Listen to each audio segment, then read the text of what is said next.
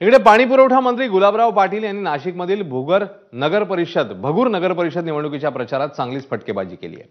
नारायण राणेंना त्यांनी मिश्किल टोला लगावलाय। नारायण राणे कोंबडी असं विधान त्यांनी करताच उपस्थितांमध्ये एकच हशा पिकला। एवढंच नव्हे तर छगन भुजबळ मुंबईतल्या मंडीमध्ये भाजी विकण्याचं काम करत असत। बाळासाहेबांनी त्यांना मोठं केलं असं गुलाबराव पाटील म्हणतात।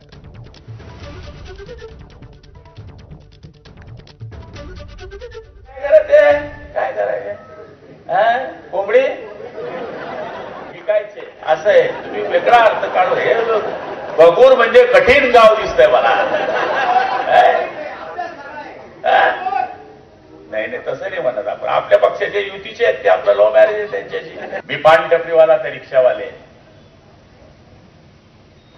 असे छोटे छोटे लोक बाळासाहेबांनी मोठे केले। तुम्ही सांगितलं यांचं। भुजबळ साहेब काय होते? महात्मा फुले सब्जी मंडीवर भाजीपाला विकायचे। विजयराज शिंदे कोण होते? बुलढाण्याचे पुंगानी वाजवेत, गुरव होते, पुंगानी। चंद्रकांत खैरे काय करायचे? बुरुड टोपली विनायचे टोपली। आता बातमी आहे ड्रग्सच्या विळख्यात अडकलेल्या बॉलिवूड संदर्भात।